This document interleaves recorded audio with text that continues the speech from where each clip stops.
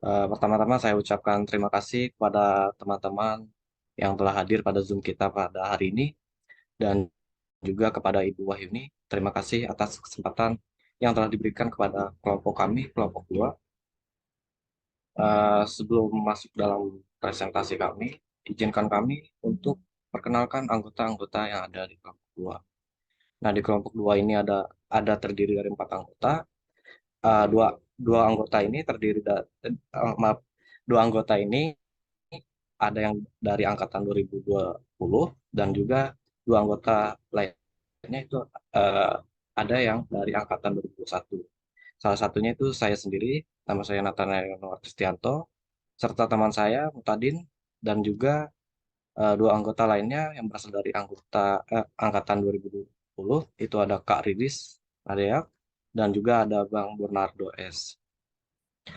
Baik, kita lanjut masuk dalam presentasi ini. Kami mengambil topik yang berjudul implikasi pertumbuhan dan perkembangan terhadap penyelenggaraan pendidikan. Nah, di sini kami nggak terlalu banyak membahas tentang ini, tapi kami di sini ada ide-ide pokok yang akan kami bahas.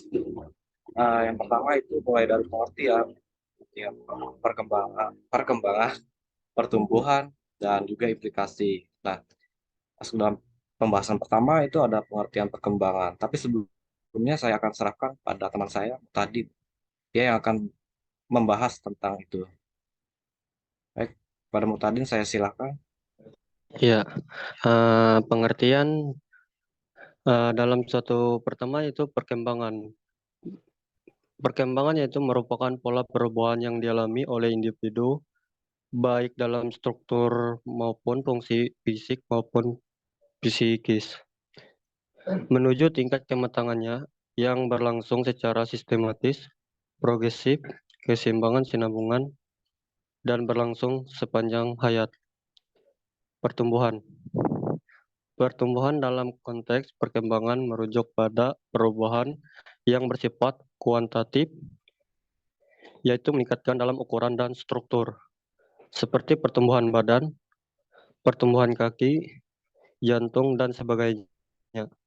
Dengan demikian, tidak tepat apabila dikatakan pertumbuhan kecerdasan, pertumbuhan moral, pertumbuhan karir, dan lain-lain.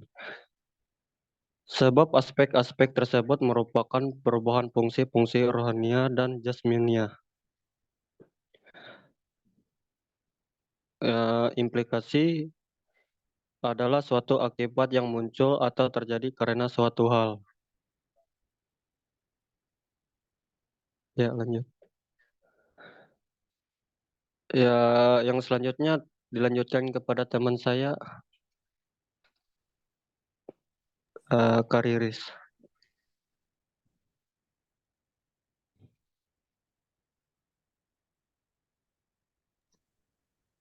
Baik, saya akan melanjutkan tentang implikasi pertumbuhan dan perkembangan terhadap penyelenggaraan pendidikan.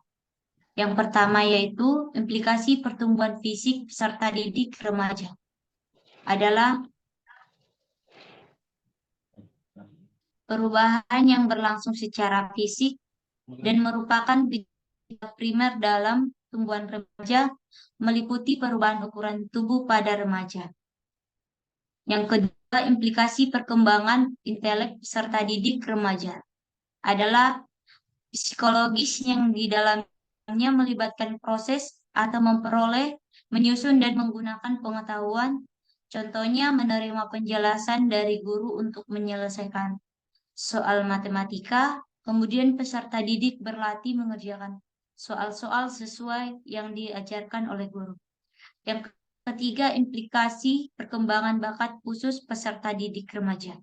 Perkembangan bakat khusus merupakan potensi atau kemampuan khusus yang terbentuk sejak kecil dan jika terus diasah dan dikembangkan, akan muncul keahlian khusus dalam bidang tertentu sesuai kemampuannya. Yang keempat, implikasi perkembangan hubungan sosial peserta didik remaja. Perkembangan hubungan sosial merupakan hubungan antara manusia yang saling membutuhkan. Pada fase ini, faktor intelektual, dan emosional merupakan peran yang sangat penting dari tingkat keterbatasan sampai yang luas. Contoh implikasi perkembangan peserta didik untuk remaja yaitu tingkat hubungan sosial mereka, yaitu bayi yang mulanya hanya mengenal kedua orang tuanya, namun ketika semakin tumbuh menjadi berkembang hubungan sosialnya di lingkungan masyarakat. Dan selanjutnya akan dilanjutkan oleh Bernardo. Terima kasih.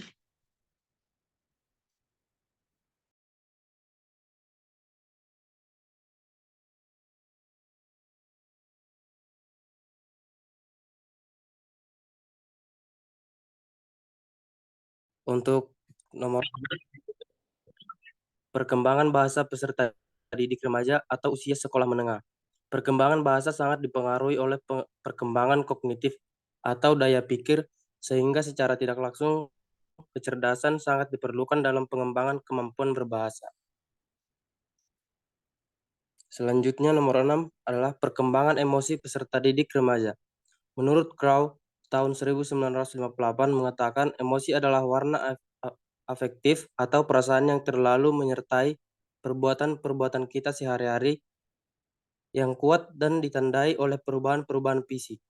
Kondisi emosional remaja contohnya adalah cinta atau kasih sayang, perasaan, gembira, kemarahan dan permusuhan, kekuatan dan kecemburuan.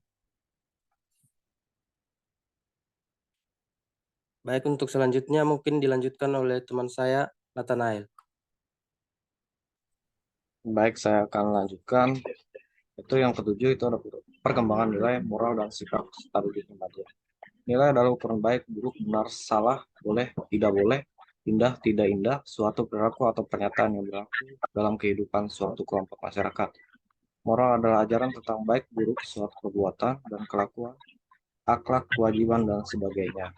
Lalu yang kedelapan ada implikasi pemenuhan kebutuhan remaja terhadap penyelenggaraan pendidikan.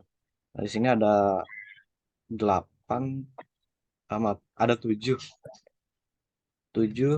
sejumlah kebutuhan utama remaja yang penting untuk dipenuhi. Pertama, kebutuhan akan kasih sayang.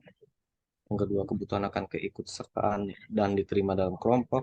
Yang ketiga, ada kebutuhan untuk diri sendiri. Keempat, kebutuhan untuk prestasi. Kelima, kebutuhan akan pengakuan dari orang lain. Dan keenam, kebutuhan untuk dihargai.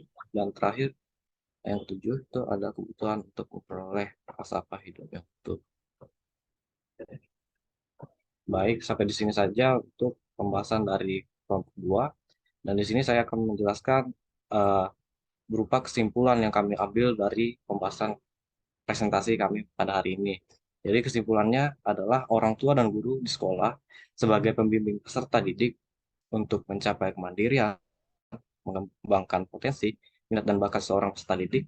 Orang tua dan pendidik harus mampu memberikan dorongan dan stimulus kepada peserta didik agar mereka mampu mengembangkan sumber daya manusia sesuai dengan tuntutan zaman. Berekspresi, berkreasi, bebas memilih, bebas berpendapat, bebas mengeksplor keterampilan-keterampilan, bebas mengungkapkan perasaan, dan bertanggung jawab pada setiap hal yang dia lakukan, dan juga peran aktif dalam keluarganya, sekolah, maupun di lingkungan. Nah, itu adalah hak yang penting bagi seorang peserta didik. Nah, pendidik dan orang tua harus mengarahkan dan juga membimbing mereka agar lebih terarah. Nah, dalam mengembangkan spiritual adalah tugas yang wajib dari peserta didik, karena spiritual adalah faktor penentu keberhasilan selain inteligensi. Agar ini bisa mencapai hasil yang baik, perlu adanya contoh teladan dari orang tua dan pendidik. Karena bagaimanapun mereka adalah contoh teladan bagi anak-anaknya. Baik, itu aja untuk kesimpulan dari yang kami ambil. Dan selanjutnya dari teman-teman, jika ada yang ingin menambahkan atau menanggapi dan juga ada yang ingin ditanyakan, kami persilakan. Silahkan kelompok mau batasi, mungkin satu kelompok satu pertanyaan dulu ya, biar semuanya kebagian. Ada yang mau bertanya? Silahkan tulis di kolom chat aja ya, biar kita lanjut dulu kelompoknya Sri. Silahkan kelompok Sri. Nanti kalau ada yang mau tanya kelompok Nathanael dan kawan-kawan bisa di kolom chat bilang pertanyaan yang ditujukan kelompok Nathanael DKK misalnya.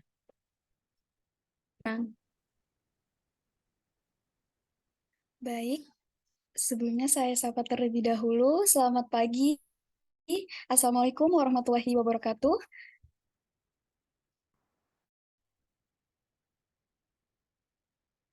Baik, sebelumnya terima kasih saya ucapkan kepada dosen pengampu kita, Ibu Wahyuni, karena telah memberikan kesempatan kepada kami untuk mendiskusikan kembali tentang implikasi perkembangan peserta didik. Dalam hal ini kami dari kelompok 4 yang beranggotakan 4 orang. Yang pertama ada Albi, Fikri, Sri, dan Stefan.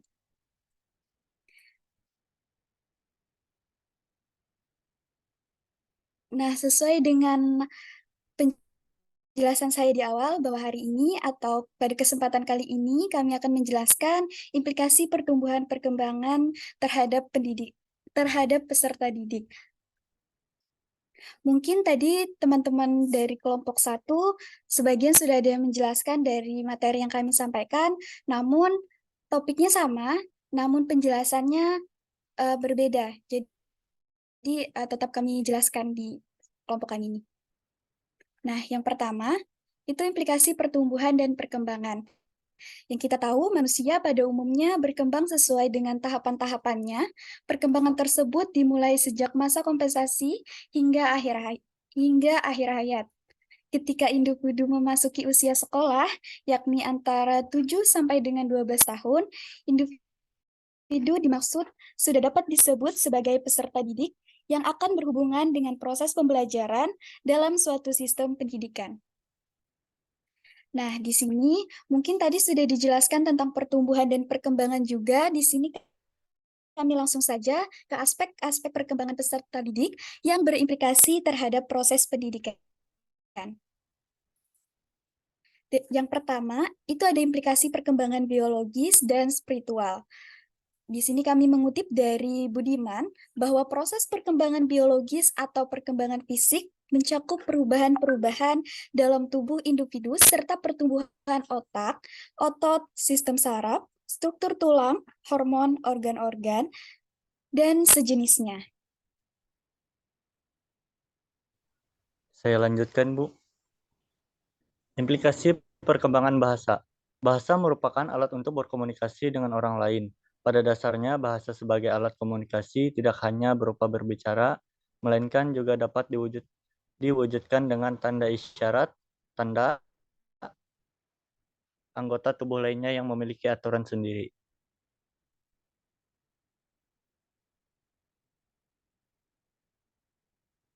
Selanjutnya,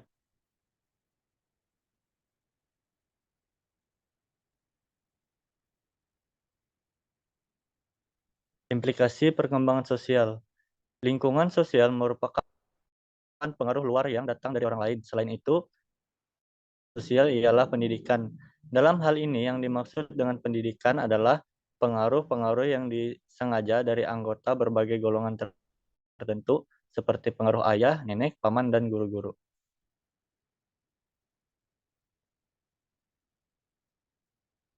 Implikasi perkembangan sosial. Lingkungan sosial merupakan pengaruh luar yang datang dari orang lain. Selain itu yang termasuk lingkungan sosial. Dalam hal ini yang dimaksud dengan pendidikan adalah pengaruh-pengaruh yang disengaja dari anggota berbagai golongan tertentu seperti pengaruh ayah, nenek, paman, dan guru-guru.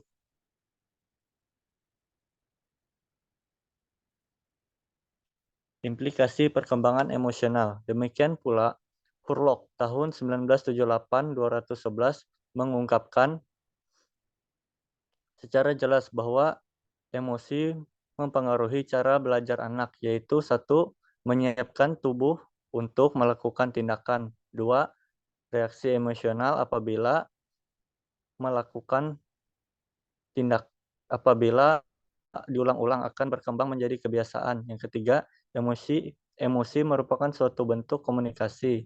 4. Emosi mewarnai pandangan anak. Dan 5. Emosi dapat mengganggu aktivitas mental.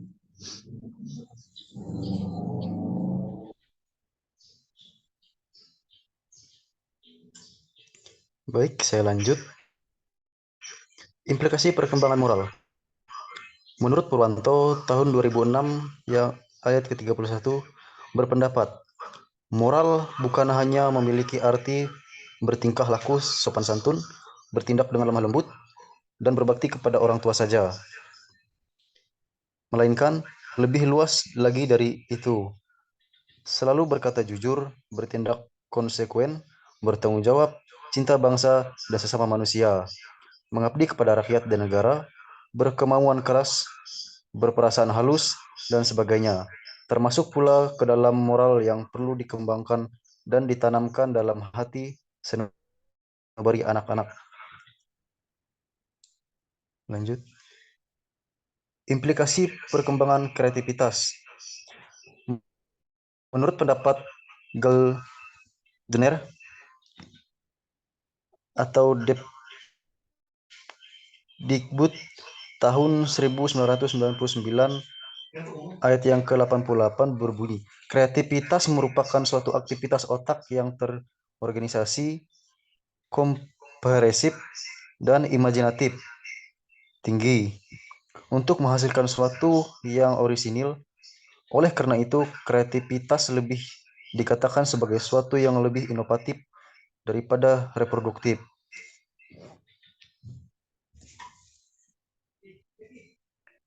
Saya kembalikan ke moderator. Baik, terima kasih untuk kedua rekan saya.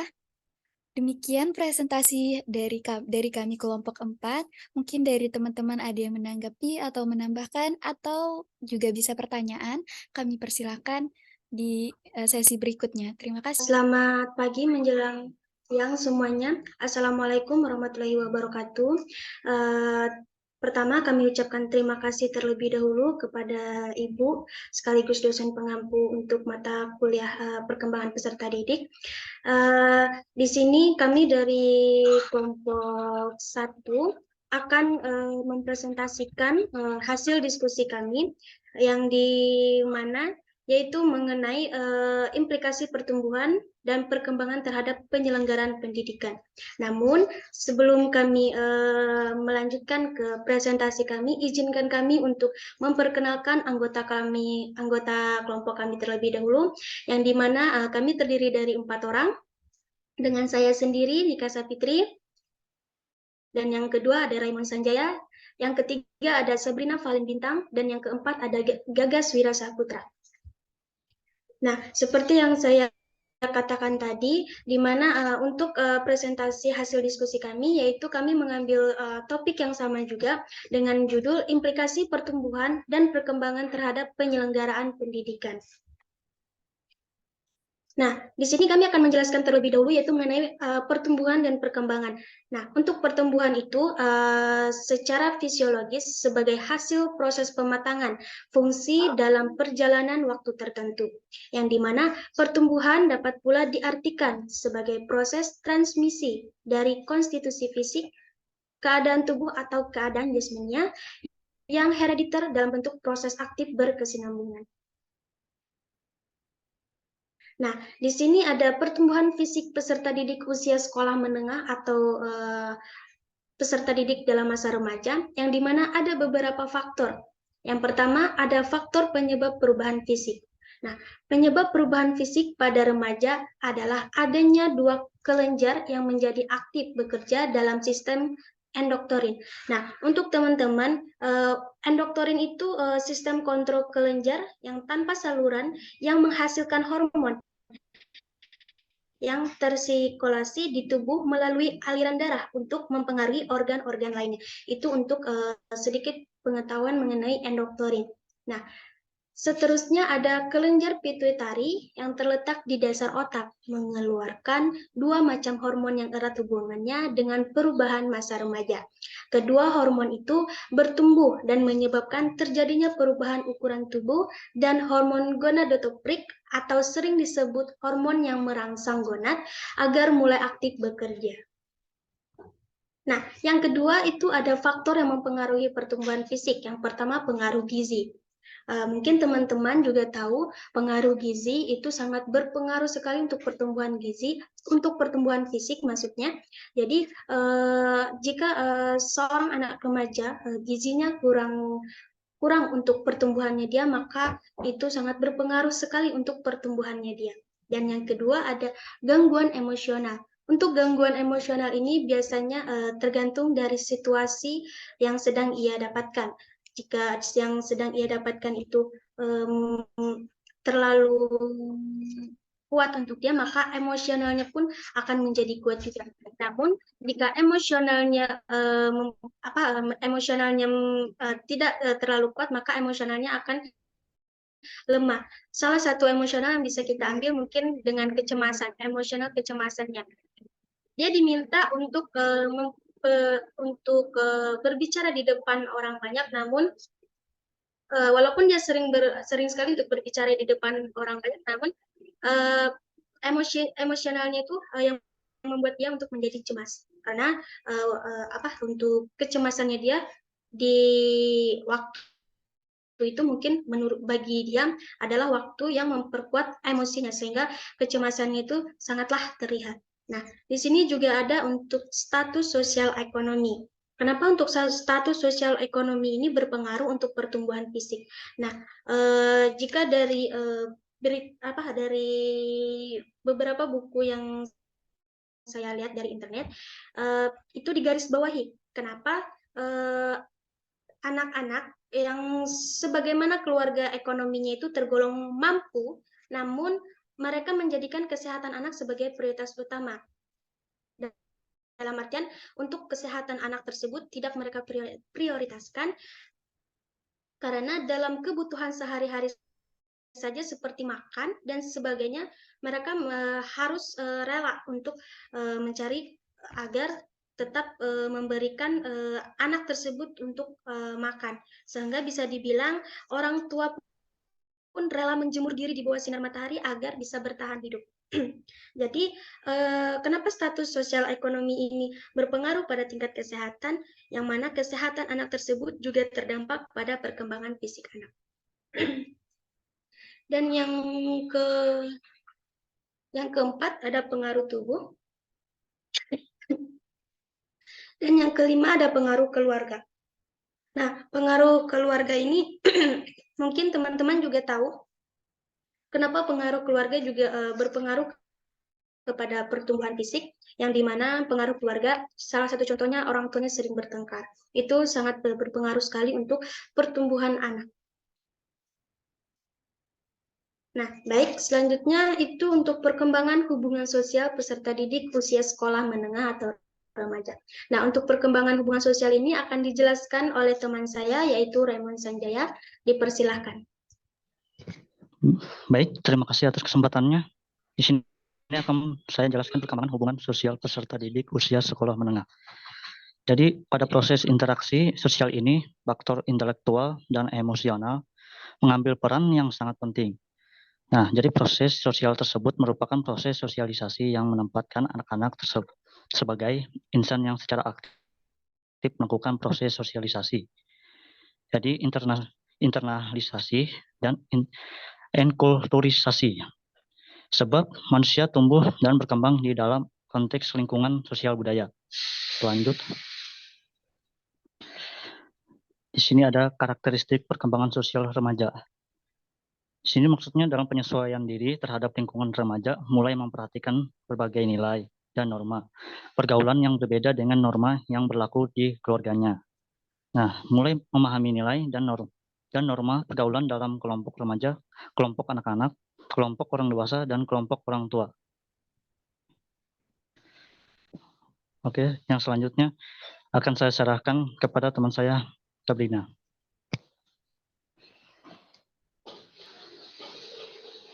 Baik, di sini saya akan menjelaskan tentang faktor-faktor yang mempengaruhi perkembangan sosial. Mungkin dari kelompok yang lain sudah menjelaskan bagaimana faktor-faktor yang mempengaruhi perkembangan sosial.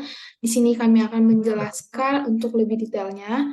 Di sini ada faktor keluarga, yang seperti kita tahu, keluarga merupakan lingkungan pertama yang memberikan pengaruh terhadap berbagai aspek perkembangan anak, termasuk perkembangan sosialnya. Kondisi dan tata cara kehidupan keluarga merupakan lingkungan yang kondusif bagi sosialisasi anak. Proses pendidikan yang bertujuan mengembangkan kepribadian anak lebih banyak ditentukan oleh keluarga, pola pergaulan, etika berinteraksi dengan orang lain banyak ditentukan oleh keluarga. Yang kedua, di sini ada status sosial ekonomi. Status sosial ekonomi banyak dipengaruhi oleh kondisi sosial ekonomi keluarga dalam masyarakat. Perilaku anak akan banyak memperhatikan kondisi normatif yang telah ditanamkan oleh keluarganya. Yang ketiga di sini ada pendidikan. Pendidikan merupakan proses sosialisasi anak yang terarah. Hakikat pendidikan sebagai proses pengoperasian ilmu yang normatif. Anak memberikan warna kehidupan sosial anak di dalam masyarakat dan kehidupan mereka di masa yang akan datang. Lalu di sini ada kapasitas mental. Kapasitas mental ini sendiri tergolong ada dua, yaitu emosi dan intelijensi. Kemampuan berpikir dapat banyak mempengaruhi banyak hal, seperti kemampuan belajar, memecahkan masalah, dan berbahasa. Perkembangan emosi berpengaruh sekali terhadap perkembangan sosial anak. Anak yang berkemampuan intelek tinggi akan berkemampuan berbahasa dengan baik. Oleh karena itu, jika perkembangan ketiganya seimbang, maka akan sangat menentukan keberhasilan perkembangan sosial anak. Selanjutnya,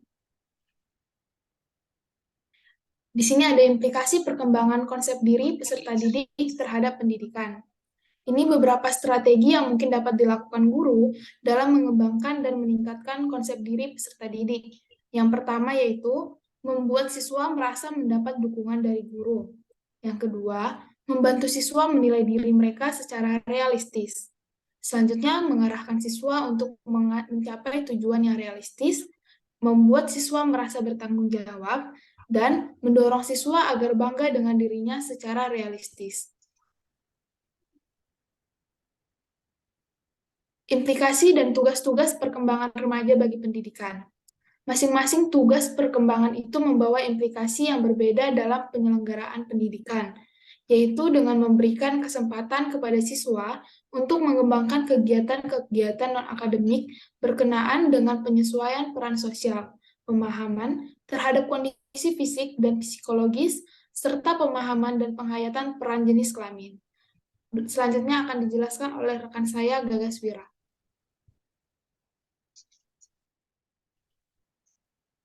Baik, terima kasih. Di sini saya akan menjelaskan implikasi dan tugas-tugas perkembangan remaja bagi peserta didik. Masing-masing tugas perkembangan itu membawa implikasi yang berbeda dalam penyelenggaraan pendidikan, yaitu dengan memberikan kesempatan kepada siswa untuk mengembangkan kegiatan non-akademik berkenaan dengan penyesuaian peran sosial, pemahaman terhadap kondisi fisik dan psikologis, serta pemahaman dan penghayatan peran jenis kelamin. Selanjutnya, di sini ada tugas-tugas apa yang harus dipenuhi pada remaja, antara lain yang pertama mencapai hubungan yang baru dan lebih matang dengan teman sebaya, baik sama jenis maupun lawan jenis. Selanjutnya mencapai peran sosial maskulin dan feminim. Di sini yang dimaksud maskulin dan feminim itu karakternya yang teman-teman. Dari pria dan wanita itu mulai merubah cara berpakaiannya dan lain-lain. Selanjutnya menerima keadaan fisik dan dapat mempergunakannya secara efektif. Mencapai kemandirian secara emosional dari orang tua dan orang dewasa lainnya. Mencapai kepastian untuk mandiri secara sosial. Selanjutnya, memilih pekerjaan dan mempersiapkan diri untuk bekerja. Menginginkan dan mencapai perilaku yang dapat dipertanggungjawabkan secara sosial. Terakhir, memperoleh rangkaian sistem nilai dan etika sebagai pedoman perilaku. Selanjutnya, sekian presentasi dari kami. Jika ada pertanyaan yang ingin ditanyakan oleh teman-teman, silakan tulis di komentar aja ya. Terima kasih. Baik, terima kasih buat kesempatannya, Bu. Sebelumnya, apakah suara saya terdengar jelas? Aman. Baik, selamat pagi untuk Ibu Sri selaku dosen pengampu kami dan untuk teman-teman semua yang telah berkenan hadir untuk mengikuti perkuliahan kita hari ini. Di sini kami dari kelompok 3 akan menjelaskan tentang implikasi pertumbuhan dan perkembangan terhadap penyelenggaraan pendidikan.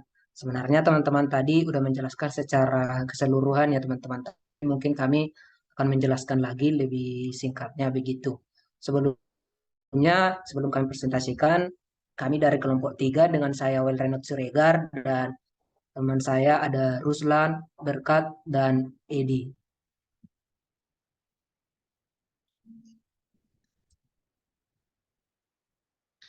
Baik, sebelum kita masuk ke pembahasannya, ada banyak kita sebenarnya tadi sudah dijelaskan, tapi kami jelaskan lebih singkat. Di sini hakikat pertumbuhan dan perkembangan peserta didik dari berbagai divisi para ahli diperoleh pernyataan bahwa istilah pertumbuhan tidak bisa dipisahkan secara tajam. Namun bila ingin dibedakan maka pertumbuhan lebih menunjuk kepada perubahan fisik sedangkan perkembangan lebih menuju kepada perubahan psikis di mana perubahan-perubahan tersebut terjadi akibat dari kekuatan-kekuatan intern secara otomatis dan kekuatan-kekuatan dari luar. Sedangkan adalah bagian dari dan penerapan psikologi perkembangan yang secara khusus mempelajari aspek-aspek perkembangan individu yang berada pada tahapan sekolah menengah. Baik, yang selanjutnya itu adalah implikasi pertumbuhan perkembangan terhadap penyelenggaraan peserta didik. Yang pertama itu adalah sama seperti teman yang tadi, pertumbuhan fisik peserta didik usia sekolah menengah atau remaja. Penyebab perubahan fisik pada remaja adalah adanya dua kelenjar yang menjadi aktif bekerja dalam sistem endokrin. Kelenjar pituitari yang terletak di dasar otak mengeluarkan dua macam hormon yang erat hubungan dengan perubahan masa remaja. Kelenjar ini diaktifkan oleh rangsangan yang dilakukan kelenjar hipotalamus, yaitu kelenjar yang dikenal sebagai kelenjar untuk merangsang pertumbuhan pada saat remaja dan terletak di otak. Baik, selanjutnya akan dijelaskan oleh teman saya, Ruslan.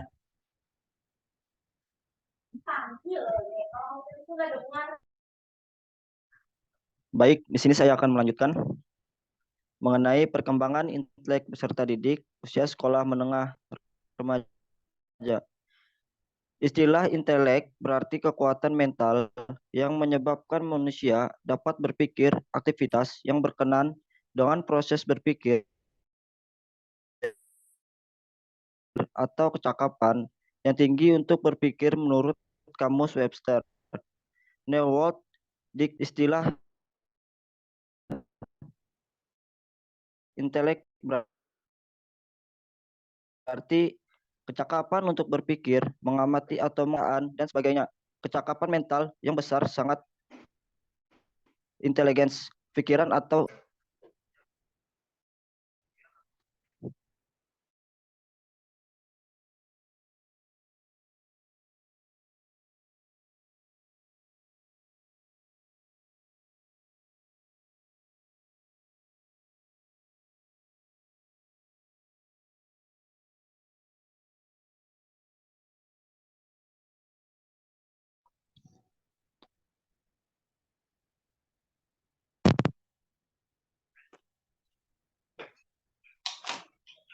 Bu tadi hilang jaringannya Bu.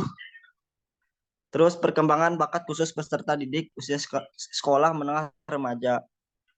Bakat adalah kemampuan alamiah untuk memperoleh pengetahuan atau keterampilan yang relatif bersifat umum. Misalnya bakat intelektual umum atau khusus bakat akademis. Khusus bakat khusus disebut juga talenta. Guilford Sumadi S1991 169 mengemukakan bahwa bakat itu mencakup 3 dimensi psikologis, yaitu dimensi perseptual, dimensi psikomotor, dan dimensi intelektual.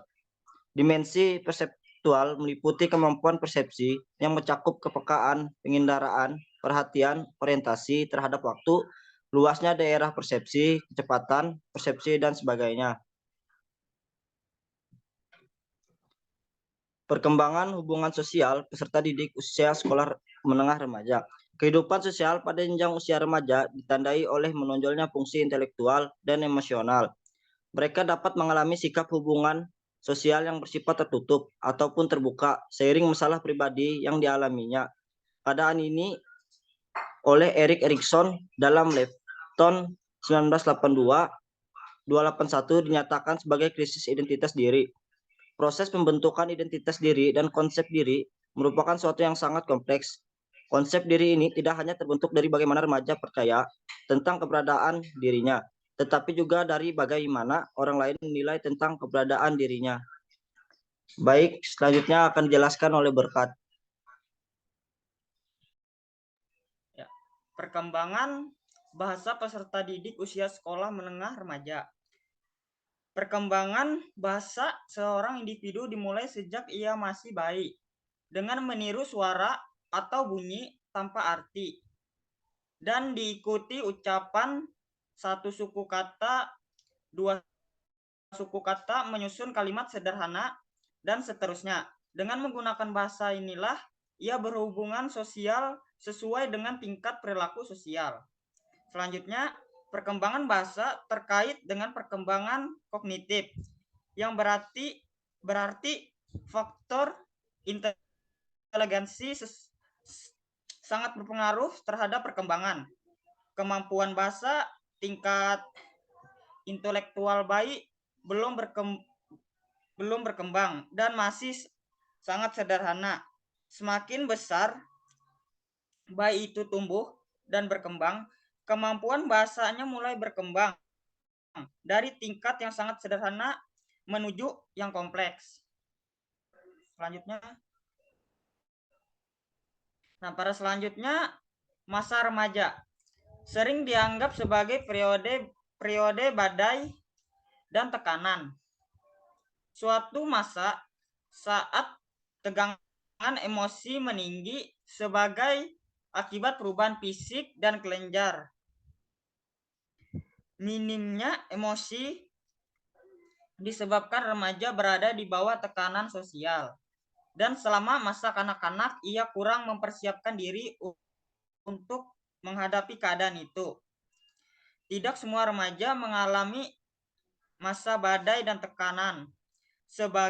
Sebagian dari mereka memang mengalami ketidakstabilan emosi sebagai dampak dari penyesuaian diri terhadap pola perilaku baru dan harapan sosial baru. Selanjutnya, ya mungkin ini saja dari kelompok kami. Jika ingin menanyakan silakan bertanya di kolom chat. Sekian yang dapat kami sampaikan. Terima kasih.